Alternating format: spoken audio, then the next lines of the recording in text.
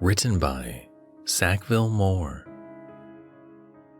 I live by the sea, but please, don't get excited by that.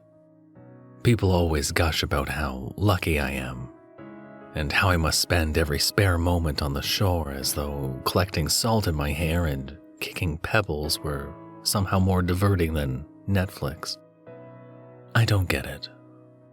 I never have, to be honest. This town, this coast is not the crystal turquoise ocean of vacationers' dreams. It's cold and ruined and forgotten. The sea is always broiling in this putrid gray-green color, topped with foam and sputum. The waves roar and beat the shingle mercilessly, and worst of all, it reeks of death. I hate it. That's why I need you to understand I didn't come across this by choice. My flat is fine. It is what it is. I live a shitty life in a shitty town that is slowly rusting to death.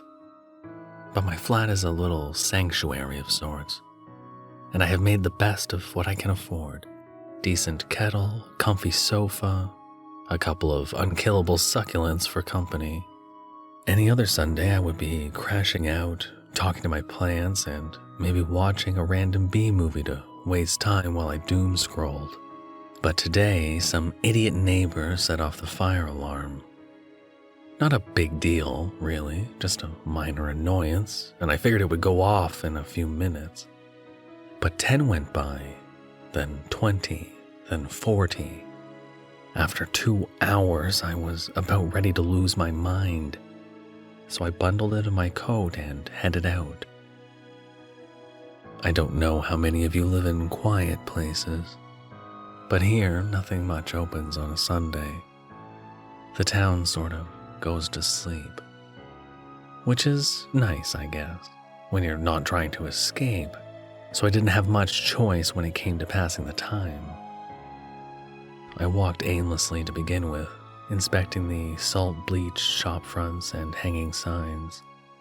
There was one for a boarded-up restaurant that was so faded it was reduced to a pair of startled cartoon eyes, and a text that read, "Fish hips," which made me chuckle.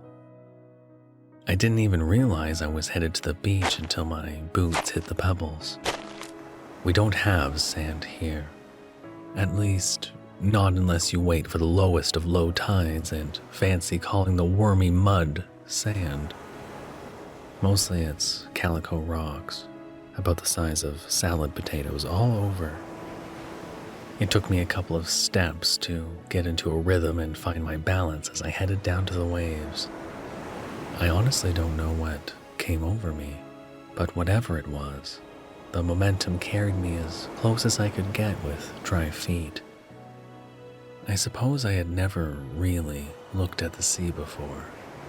The rotten seaweed tang stung my throat, and I wouldn't linger long, just enough to confirm my suspicions that it was ugly and unwelcoming and move on. Today was different. There was something else in the air, a taste maybe, or a sound. I couldn't put my finger on it, but I stared out at the swell while I searched for the answer. Then I saw her. I didn't focus at first. I was watching the rolling breaks, trying to see the white horses I had heard people describe them as. Then I saw a tangle of kelp swaying inside the murk, almost dancing. That's what I mistook her for at first, detritus in the seaweed, until her hand broke through the black ribbons as if she was reaching for me. Shit. I didn't know what to do, and I'm ashamed to admit I hesitated longer than I should have, pacing back and forward, willing myself to run away or dive in, and caught between the two impulses. After a moment of what seemed like a lifetime, I threw off my coat and waded into the surf. It was freezing. I honestly don't have words for how cold it was. I felt like a rhino had just kicked me in the lungs. My limbs became sluggish and seized once I was up to my sternum. Still, I fought through it and carried on. I didn't really have to swim, just do this ungainly hop and clawing motion to get to her. The waves were crashing over my head now if I missed the jump, and salt had begun to sting my eyes, blurring my vision. I got close and almost had a panic attack when a leathery strap of seaweed wrapped around my neck like a snap bracelet. I clawed it off and reached out again, trying to find the outline of her arm, trying to save her. The water was in my nose, running down my face. I couldn't really see anything other than the dark pulsing of the kelp and the hollow green water. But I kept reaching until I felt something solid. I only made it to her fingertips, but I tried as hard as I could to interlace them with mine and pull her toward me. I was sputtering, gobbing mouthfuls of freezing water mixed with snot out from the force. Her fingers were cold, but then so were mine, so a tiny hope still lingered that she could be alive. I reached her palm and began to feel some relief. I had her. I could help her. This is hard to describe. It all happened so quickly, but so slowly all at once. I had managed to interlock my thumb with hers and reach the back of her hand, just as a surprise wave beat me back. I tightened my grip, determined not to let go as the water thundered over my head. I redoubled my efforts, pushing back against the force of the ocean until, to my surprise, her grip tightened too. Panicked, I kicked up towards the surface, but she held me fast. I remember hearing you should not try to save someone from drowning unless you're trained, because they will push you down to keep themselves afloat. But that wasn't what this was. She was holding me there, suspended and still, just like her. As I scrambled and my cheeks involuntarily puffed with wasted air, I somehow managed to open my eyes. I wish now more than anything I hadn't, and I understand if you put down what I'm about to tell you to some kind of stress hallucination or oxygen-deprived trick of the brain. But I know what I saw. She was woman-shaped at first glance, and that I was right. But as she held me there, I saw little details I had missed at a distance. Little wrong things.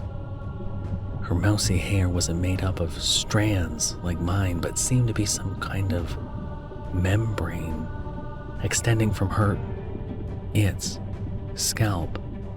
There was no nose, no ears. The lines I had taken for lips were nothing more than dark, scaled and pocked markings, from the corners of which a line, like a Chelsea smile, spread into a seam extending back along its jaw. Round, flat eyes stared at me, and for a split second I was lost in the metallic, unblinking gaze.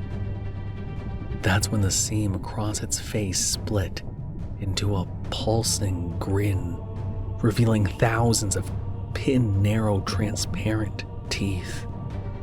Fear kicked me back into the present, and I twisted and thrashed, trying to get away. All the while, this thing never lost its grip, only holding me tighter.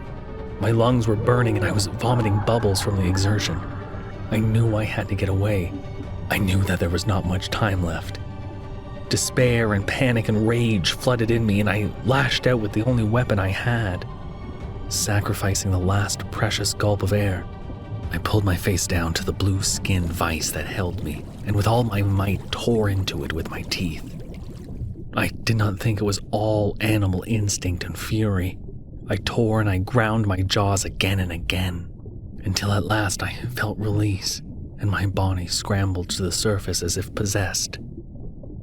I have never been a very strong swimmer, but I moved with speed then, desperate to put distance between me and whatever that was. I heaved my aching carcass onto the beach, abandoning my coat and not slowing until I reached the road. I turned back, my heart pounding in my throat, but nothing followed. I could have convinced myself I had imagined it, if I hadn't started heaving then, and spat out a mouthful of seawater and blood. I stared at the pinkish stain on the pavement and ran my fingers across my lips to check for injuries. Nothing. So I tried again, this time feeling along my gums for a loosened tooth or cut. I knew there were none to find, though I prayed I would find evidence of a concussion or some other rational explanation. Still, I knew I wouldn't. I knew, despite desperate hope, because I could still feel fibers of its flesh between my teeth. I was suddenly very cold, or rather, suddenly aware of how cold I was. Nothing could compel me to set foot on that beach again, so the coat was a lost cause. Instead, I did my best to stagger home. I had completely forgotten about the fire alarm and didn't even notice the engineer that held the front door open with a look of concerned bemusement until I had stumbled through.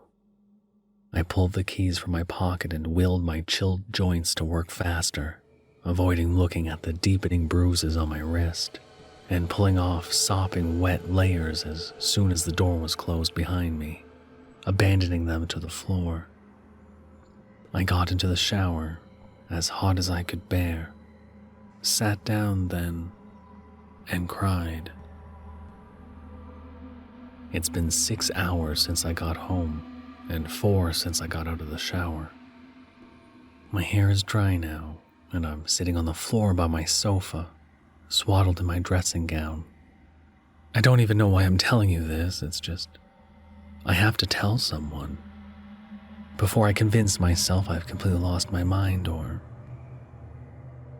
I got home 6 hours ago, full of adrenaline and exhausted, but aware. Everything in my flat was as I left it, I think. I'm sure. And I got out of the shower 4 hours ago, give or take. It took a long time to warm my bones and brush my teeth and process what I saw and what I thought.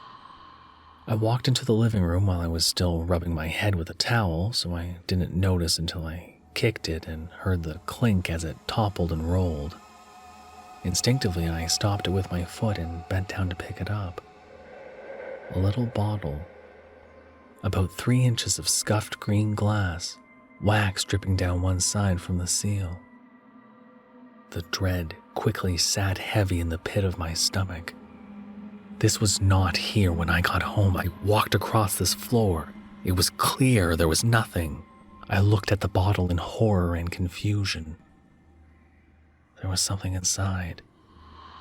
I picked at the wax until it gave way and shook the bottle violently. If it had taken much longer, I would have smashed it on the floor despite my bare feet. But the shaking worked and a tube of brittle paper poked out past the lip. This is when I sat down, back against the sofa. I picked up my phone from the arm and began typing, every few seconds picking up the roll and putting it down. I've been staring at it for 20 minutes solid now. I thought I should write this as I read it.